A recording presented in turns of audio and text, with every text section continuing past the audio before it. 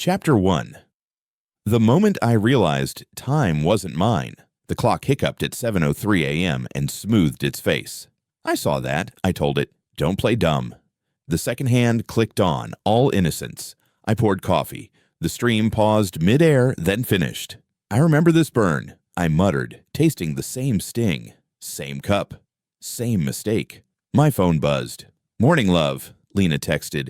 "Don't forget your audition." I stared. What audition? I typed the words, then erased them. I called her. "You're up early," she said. "I was up yesterday, too." Same morning, same crack in the mug, same jam stain on my sleeve. She went quiet. "Babe, are you okay?" "Tell me the date." "It's Tuesday." "The 7th, you knew I'd ask." I looked outside. The fruit vendor lifted a crate and dropped it. The sound doubled, like two versions of the same moment stacked together. "Lena," I said, "I think I'm stuck." "In what?" "In a day that keeps slipping backward." "That's dramatic," she said gently. "Did you sleep?"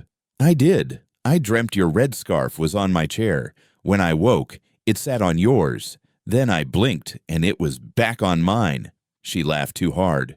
"Maybe you moved it. Maybe you did. Then you moved everything back." The kettle clicked off again, though I hadn't touched it. "Meet me tonight," she said. "We'll talk." "I met you last night.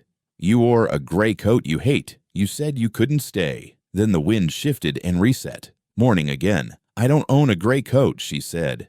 "You did yesterday." Maybe time took it back. "I would never hurt you," she said. "I'm not accusing you. I'm hurting anyway." "That isn't fair," she snapped, then softened. "I'm just tired. Of me. Of how fragile everything is," she said. "You sound like you're hiding a bad diagnosis." "I'm trying not to scare you." The siren outside froze on one long note, then continued. "Say you love me," I said. "I love you." "Say you choose me." "I choose you," she said, and the sentence wobbled like heat. "Did you choose me now, or did you choose me before, and rewind until it sounded right?" "Why would you say that?" "Because your answers are constant." "Nothing else is." The doorbell rang. My chest tightened. "Are you here?" "No." "Don't open it. You don't know who it is. Please, don't." The bell rang again, patient as tide. "Lena," I said, "I'm opening it." I pulled the door. The hallway smelled like rain that hadn't arrived. A man stood there, pale, bright-eyed, gripping a folded note. "Wrong door," he murmured. "Sorry." "Wait, do I know you?" He blinked, as if a line was missing from a script. "No." "Who are you looking for?" He swallowed. "Her," he said, nodding past me toward the kitchen, the place Lena laughed when she was exhausted. My phone hissed. "Don't talk to him," Lena said. "He's harmless." "He's confused." The man flinched like he heard her through the walls. "I shouldn't be here," he said. "This is the wrong morning." "Then what morning is yours?" "The one where I don't die," he whispered. The note shook in his hand. My mouth went dry. "What did you say?" "Nothing. Forget me. Tell me your name." He stared at me, a long, sad beat. "Daniel." Silence filled the phone. Then Lena said very softly, "I can explain." My hand found the doorframe. Stranger. Coincidence. Stress. The easy version begged to be chosen, but the air tasted metallic, like a storm trying to form. "Explain," I said. "I can't hear." "Not like this." "Then when?" "After the next reset." "Please, trust me." Daniel stepped back. "I never wanted him to know," he said to me. "To no one, to the skipping day." "You're leaving," I said. "I always leave," he answered, and the hallway swallowed him. I closed the door. The clock hiccuped again. "Lena," I said, "why does this day keep being born twice?" She didn't answer. "Tell me the truth," I whispered. "Whose life did you pull backward for?" "I was trying to save someone," she said at last. "Not me," I said, and the words tasted like ash. "It isn't like that. It feels exactly like that." The kettle clicked once more, as if agreeing. "How long have you known?" I asked. "Known what?" "That time isn't mine anymore," she breathed. "I hoped you'd never notice." "I notice everything now," I said. "The vendor's cry. The bus cough. The scarf trading chairs. The bell ringing at the same second. It's not safe to talk on the phone," she said. "Safe for who?" "For you," she said too quickly. "I think you mean for him." "You're angry," she said. "I'm past angry. I'm inventory. The variable you don't calculate. I just keep reappearing with the same bruise. That isn't true. Then tell me what is. I can't. You won't. She was quiet. Meet me now, I said. No more waiting. I can't get there in time. Time, I repeated. Interesting word. I set the cup down. It didn't clink. It made the same muted sound as before, like even noises were trapped on rails. Tell me one thing, I said. If I walk outside and turn left, will I meet the same dog, the same puddle, the same couple arguing over the same umbrella? She hesitated. Probably. So it's a loop. Not exactly. Then what? A correction, she said. A fix. For who? For everyone, she said weakly. I pressed my palm to the wall, feeling the building's steady heartbeat. Lena, I love you. I love you. I also remember, I said, and I won't be erased. A beat passed. Please, she whispered. Hold on until tonight. No, I said. Hold on to me now. I can't. The call ended. I stood alone with the kettle, the clock, the cup, and the echo of a name. Daniel. The second hand slipped forward, innocent again. I watched it, and for the first time, I knew it wasn't mine. Chapter 2. 999. Loops for him, not me. The next morning, or maybe the same morning again, the fruit vendor dropped the crate at 7:05. I muttered, third time this week. But I knew it wasn't a week. It was one day, folded like paper. My phone buzzed. Morning, Lena texted. I called her instantly. You knew I'd call, I said. Her voice trembled. You sound different. I sound tired of Tuesday. It's still Tuesday. That's the problem, she sighed. Please don't push this. Then who should I push? Daniel? Silence. You didn't expect me to remember his name, did you? I pressed. I told you last night I can explain. You didn't tell me. You promised you would, then let me do it tonight. There is no tonight. Just this morning, again and again, a pause. Then so faint, I almost missed it. I didn't mean for you to see him, but I did. I've kept you safe. No, I said. You've kept him safe. I slammed the mug down. Coffee sloshed. Same stain, same sleeve. Lena, I whispered, how many times have you done this? Her voice cracked. Don't ask. I'm asking. Too many. Give me a number. Why does it matter? Because my life has been a rerun. She inhaled. 999. I laughed, sharp and broken. That exact? Yes. For him? Yes. I gripped the counter. So my bruises, my failures, my sleepless nights, they all reset. And you kept count? I did it to save him. He was meant to die, and me. Was I meant to rot? You're strong, she whispered. You can endure. Endure what? Loving you while you choose him? A knock rattled the door. Not again. I opened it. Daniel stood there, pale and exhausted. You shouldn't see me, he muttered. You've said that before. He blinked. Have I? Yes. Every loop his hands trembled. I only remember pieces. Lucky you. I remember everything. My phone buzzed. Don't talk to him, Lena begged. Why? Because he's your real priority? He's fragile. He doesn't understand what I've done for him. And I do. I barked. Daniel looked up, eyes wide. You know, don't you? I know enough. She saved you. She trapped me. I told her not to, he whispered. Then why are we still here? Because she can't stop. I shoved the door wider. Tell me, Daniel, what did you mean when you said, the day I don't die? His lips trembled. Car accident. That night. Every time she pulled me back. And what about me? You were never in danger. I laughed bitterly. So I was expendable. No, he said. She said you'd survive anything. That's not love. I snapped. That's a prison sentence. He stepped back. I never asked for this. I wish she'd let me go. I clenched my fists. Then why don't you leave? He glanced at the air like it might snap shut on him. Because she won't let the day end. My phone buzzed again. Stop, Lena pleaded. Don't fight. Please. Then choose, I said. Me or him. You can't make me. I can. Say it. Daniel shook his head. Don't do this to her. To her, I snapped. She's done this to both of us. Please, he said softly. If she stops, I die. If she continues, you suffer. And what about what I want? I whispered. No one answered. I closed the door hard. Lena, I said into the phone, I want you here. Right now, I can't.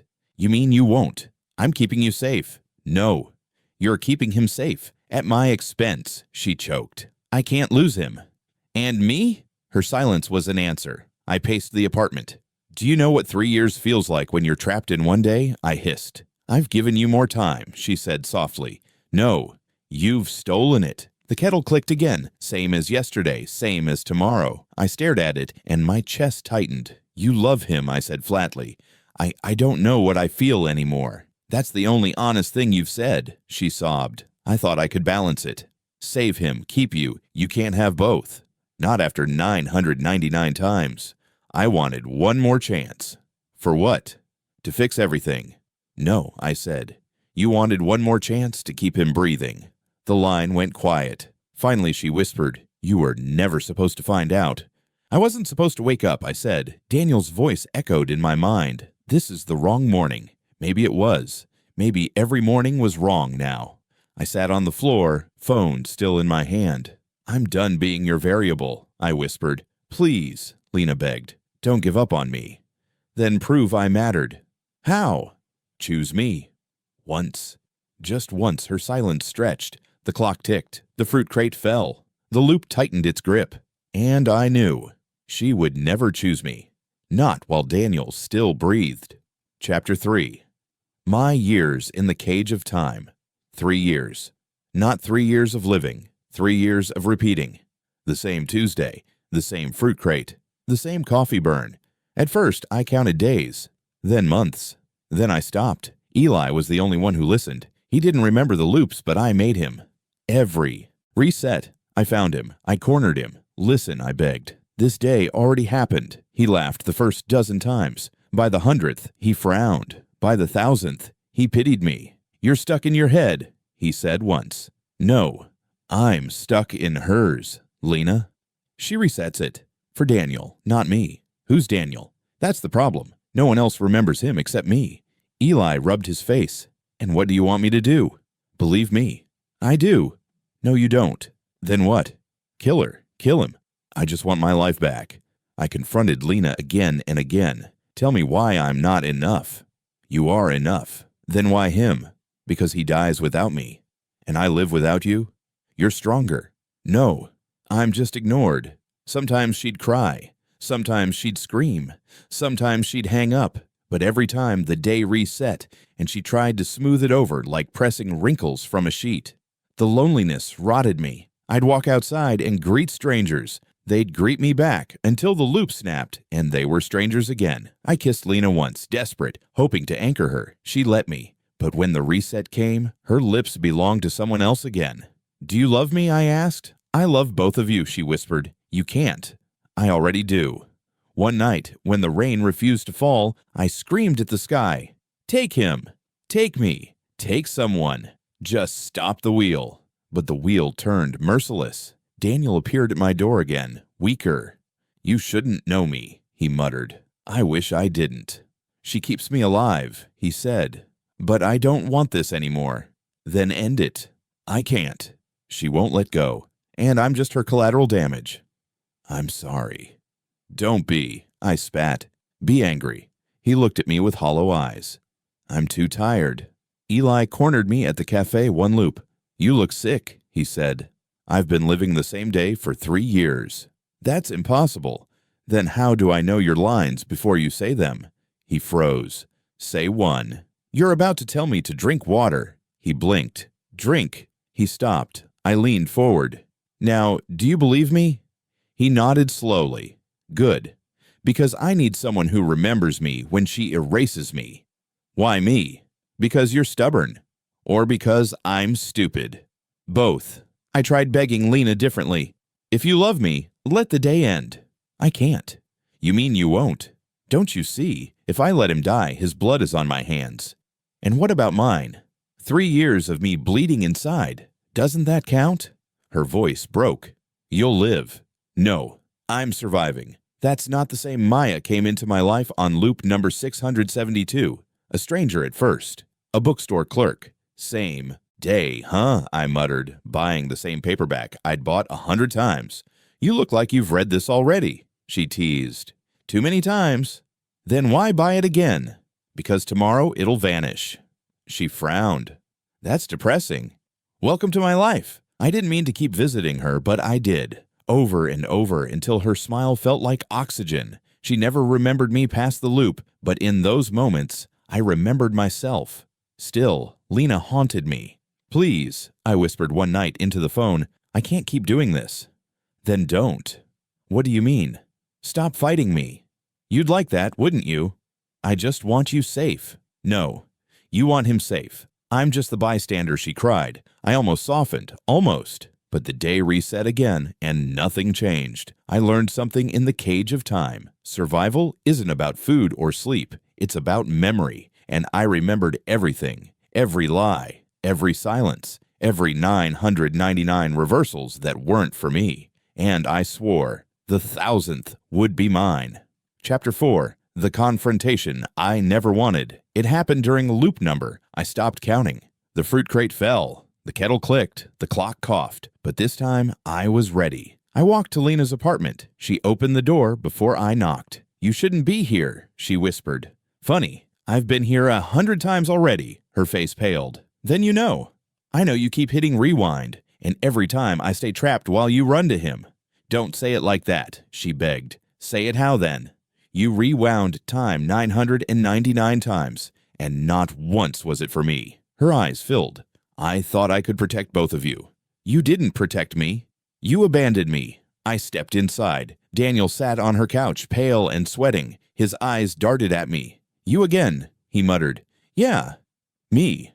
The man who doesn't matter. He shook his head. That's not true. Then why am I the one reliving hell while you get 1,000 second chances? Lena stood between us. Stop. Don't make this harder. No, Lena. You made it harder. You chose him. And then you reset the world so I couldn't fight back. I turned to Daniel. Do you love her? He flinched. I don't know. Wrong answer. I didn't ask for this. He whispered. Neither did I. Lena grabbed my wrist. Please, don't hate him.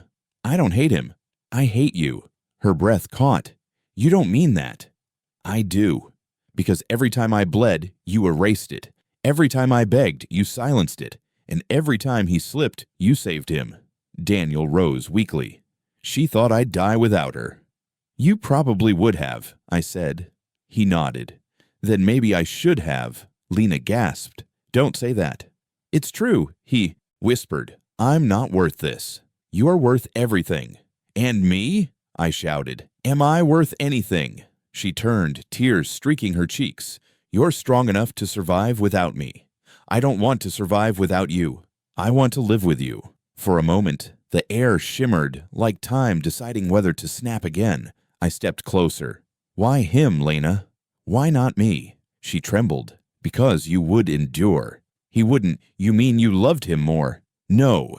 Yes. I pointed at Daniel. You think you're saving him. You're killing him. Look at him. He's half alive. Do you even see it? Daniel's lips parted. He's right. Lena shook her head. No. No. I can fix this. You've broken it 1,000 times already, I said. I can still make it right.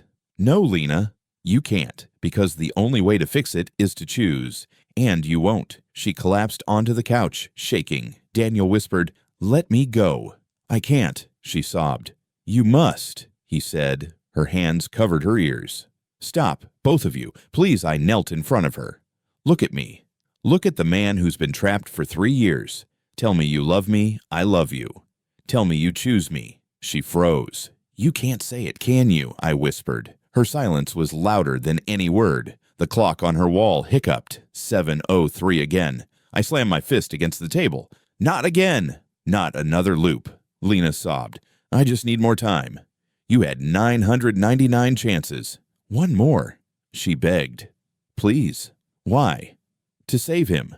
I laughed bitterly. You just admitted it. Not me. Him. Daniel stood, swaying.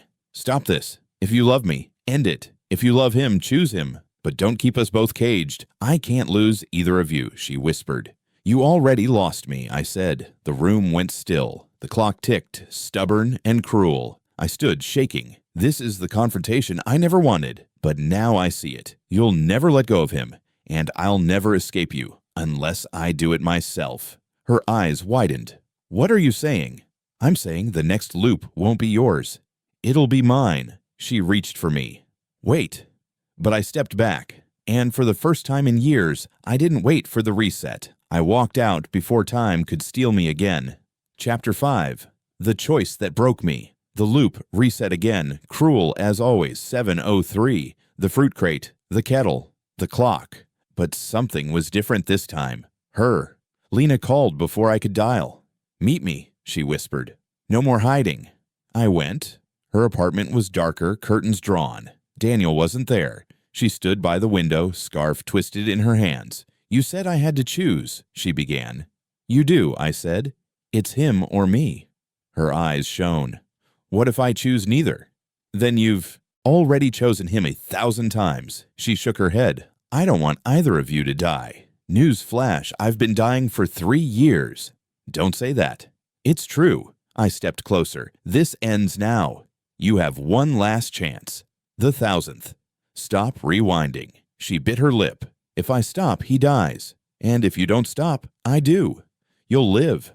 "No, I'll exist. There's a difference." Her hands trembled. "You don't understand. When he dies, it's brutal. Car crash, blood, screams. I've seen it 999 times. And every time you rewound to spare yourself that grief. Don't pretend it's about him." She flinched. "You're cruel." "No, I'm honest." The air thickened. I felt time itself leaning forward, waiting. "What happens if you stop?" I asked. She whispered, "Everything unravels. He's gone. Maybe you forget. Then so be it." "I can't bear that." "You already did. You bore it by trapping me instead." She grabbed my arm. "Tell me what to do." I yanked free. "Don't you dare put the choice on me. You're the only one I trust. You don't trust me? You use me. You always knew I'd survive your silence." I turned toward the door. "Don't walk out," she pleaded. "Then say it. Say you choose me. She stopped, tears flooding. "Exactly," I said. "You can't." Suddenly, Daniel's voice cut in from the hallway. "She never will." I froze. He stepped inside, pale as a ghost. "You again," I muttered. "I keep waking up here," he said bitterly, "because she keeps pulling you back." He nodded, "And every time I feel less human." He turned to her. "Lena, you have to stop." "I can't," she cried. "If I let you die, your blood is on me. And if you keep me alive, your guilt is worse," he said softly. Her voice cracked. "I love you." He shook his head. "No, you love control." My chest burned. "Finally, someone says it." "Don't gloat," Daniel muttered. "You're still her casualty." "At least I see the bars of the cage," I said. He nodded grimly. Lena screamed, "Enough!" "I did this for love." I roared back. "Then why do I feel unloved?" "Because you never died," she shouted. "And that's my crime." "No," she whispered. "Your crime is surviving me." The room spun. I clenched my fists. "Then here's my choice." Both of them looked at me. "I choose to end this. Not for you, not for him. For me," Lena's lips trembled. "You'll kill him." "No, you will. By not letting go sooner." Tears streaked her face. "I can't live with that." "Then you'll die with it," I said coldly. Eli's voice echoed in my head. "What do you want?" This was it. The moment. I whispered, "I want the day to end." The clock hiccuped. The floor vibrated. Time itself groaned, like rusted gears. Lena screamed, "You don't understand what you've done." I finally made a choice. "You doomed him." "No," I said. "You doomed both of us when you thought love meant erasing pain." Daniel staggered. His eyes softened. "Thank you," he whispered. "For what?" "For freeing me." "Don't thank me. I didn't save you. I saved myself." He smiled weakly. "That's enough." Lena collapsed to her knees, sobbing. "Please, just one more rewind." "No," I said. She crawled toward me. "Please, I'll do it for you this time." "You can't. You wouldn't. I swear." I cut her off. "If you rewound for me, it wouldn't be me you saved. It'd be your guilt." Daniel exhaled like a man finally dying, or finally free. The clock struck 7:04, a second later than it ever had before. For the first time in 3 years, time moved forward. Lena clawed at my arm. "Don't leave me here. You left me for 3 years. I thought you'd forgive me." "You thought wrong." She broke into a scream that shook the air, but I walked away, not because I hated her, but because love shouldn't feel like a cage. Eli called later. "You sound different," he said. "I am different." Did she finally stop? "No," I said quietly. I did. That night, I sat on my bed. The clock ticked. 1 second, then another. I smiled. Freedom was ugly. It was heavy. It was full of blood and loss. But it was mine. And for once, I wasn't trapped. Chapter 6. When her world crumbled, the first sunrise in 3 years burned gold across my window. I touched the light like it might vanish. But it didn't. Time moved. Finally. I called Lena. She answered on the first ring. "You ended it," she whispered. "I did. Daniel's gone." "I know." "You killed him." "No," I said flatly. "You did. By never letting him die when he should have." Her voice cracked. "You hate me." "I don't have the energy to." That week, the world shifted around her. Her friends whispered. Her family stopped calling. Even Eli, who once pitied her, shook his head. "You kept him alive against fate?" he asked her in front of me. "I loved him," she said. "You controlled him," Eli corrected. She looked at me for defense. I stayed silent. Daniel's absence left a wound in the city. A man remembered in fragments, hospital records that didn't match, witnesses with tangled memories. Some swore he lived, others swore he died years ago. The truth buckled under the weight of 999 reversals. And Lena was the only constant thread. She showed up at my door one night, rain dripping from her coat. "Let me in," she begged. I opened the door. "Why?" "Because I don't know who I am without you. Maybe it's time you find out." Her eyes glistened. "I thought I could hold both of you. But when I held him, I dropped you." "You didn't drop me," I said. "You buried me." She collapsed onto my couch. "Everyone hates me," she whispered. "I don't hate you," I said. "Then what?" "I see you." "As what?" "A woman who gambled with time and lost." Her lip trembled. "I wanted control. I wanted to stop pain. You created more pain than you stopped." Maya entered my life again around then. Same bookstore, same smile. Only this time, the days didn't reset. "You look lighter," she told me. "Maybe because the world's moving again." That's a low bar for happiness. "You'd be surprised," I said. She tilted her head. "You've seen things, haven't you?" "More than I can ever explain." "Then don't explain. Just be here." Her words steadied me more than all of Lena's rewinds ever did. But Lena spiraled. Daniel's death wasn't noble. It was fractured. He faded out of existence like an erased note. She wandered the city muttering his name, hoping one more loop would snap him back. "Please," she whispered once when I found her outside Eli's bar. "Help me rewind." "No. I'll do it for you this time." "Stop lying." "I'm not lying." "Yes, you are," I said. "You don't know how to love without rewinding." She slapped me. Tears streaked her face. "I hate you," she hissed. "You hate yourself," I replied. Her world crumbled piece by piece. Her job fired her when she missed too many shifts. Her friends blocked her calls. Her mother told me privately, "She's not the girl I raised." And all Lena could say was, "I just wanted to save him." I told her once, "You played God." She shook her head. "No, I played fool, same thing." I said. Eli confronted her outside the cafe. "You dragged him through hell," he snapped, pointing at me. "I didn't mean to." "You don't get points for intentions." "You get points for results," she sobbed. "I just wanted love." Eli shook his head. "Love isn't forcing the world to bend. It's letting it break with you." She turned to me, desperate. "Do you agree with him?" I nodded. Her face fell like glass hitting stone. Days stretched into weeks. She grew thinner, weaker, shadows under her eyes. I met her once more, at the same park where we used to walk. She clutched my sleeve. "I wish I'd chosen you," she whispered. "Do you mean it?" "Yes. Or do you just wish I'd forget the truth?" Her silence was answer enough. Time didn't reset anymore, but she did, resetting her words, her tears, her apologies. Meanwhile, I moved forward, step by step, with Eli's blunt loyalty, with Maya's gentle curiosity, with my own scars reminding me I'd survived, and Lena drowned in a sea that no rewind could drain. When her world finally collapsed, I didn't cheer, I didn't gloat, I just watched, heavy-hearted, as karma delivered what I never could, because in the end, time didn't belong to her, It belonged to the pain she tried to erase. Chapter 7. The day she fell apart. I found her on a bench outside the train station, head down, hands clutching the scarf she once wore with pride. When she looked up, her face was pale, her eyes red. "You came," she whispered. "I shouldn't have." "Then why did you?" "Because part of me still remembers who you were, before the loops." She laughed bitterly. "Before the lies, you mean?" "No. Before time became your weapon." She shook her head. "It wasn't a weapon. It was a crutch." "Same thing," I said. She looked at me. "Broken. I don't know how to live without it." "Without him, you never tried." "I tried 999 times."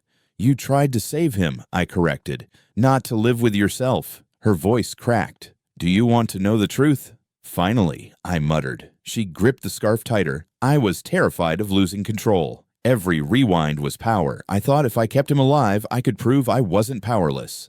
"And me? You were the one thing I didn't think I had to save." My throat tightened. "So I didn't matter." "You mattered too much.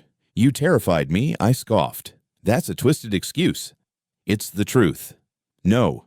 The truth is you couldn't choose me, because love without control scared you more than death." Her tears spilled. "Maybe you're right." For the first time, she reached for my hand. "Let me try again," she begged. I pulled away. "There are no more resets." "I don't mean time. I mean us. You think I can forget 3 years of cages?" "I think you can forgive them." "I can't." Her face crumbled. "Please. I gave you every chance. You gave all of them to him." Her sob turned into a wail. People turned to look. She didn't care. "I lost both of you," she whispered. "No," I said quietly. "You lost yourself first." Daniel's absence hung between us like smoke. She clutched her chest. "I hear him sometimes. His voice, like an echo. That's not him." "That's your guilt." "Same thing," she said. "No," I whispered. "It's not." She collapsed against the bench, shaking. "Tell me what to do. Live with what you've done." "I can't." "You have to." Her eyes snapped up. "Then help me." "No," I said. "I already helped you survive 999 times. My debt is paid." Maya's words drifted into my mind. "Don't explain. Just be here." And I realized being here for Lena meant sinking with her. I couldn't. Not anymore. "Say you hate me," she begged. "No. Say you'll never forgive me." "I won't say it." "Why not?" "Because hate would still mean you own space in me." "You don't anymore." Her scream cracked the air. "Then what am I to you?" I whispered. "A lesson I'll never forget." She folded in on herself, sobbing into the scarf. "This was the day," she muttered. "The day I finally fell apart." "Yes," I said, "and I'm not here to catch you." She lunged suddenly, grabbing my shirt. "Stay with me." "Just one night. One more chance." I pried her hands off. "You had 1,000. They're gone." Her mouth trembled. "What if I find a way to rewind again? Then you'll lose me twice." "You'd leave?" "I already did." The train roared behind us, drowning her cries. I stood. "Goodbye, Lena." "No." She reached for me again. "Don't leave me with this. You left me with it for 3 years." Her scream followed me down the platform, but I didn't turn back. That night, Eli called. "She came to me," he said. "What did she want?" "To be absolved." "And?" "I told her she doesn't get absolution. Only consequences." "Good," I muttered. "You okay?" he asked. "I don't know. But I'm free." Maya met me later. She saw the storm in my eyes and didn't ask questions. She just sat beside me in silence. For the first time, silence didn't feel like a prison. It felt like healing. Lena's world collapsed that day, and as cruel as it sounds, it was the first day mine began to rebuild.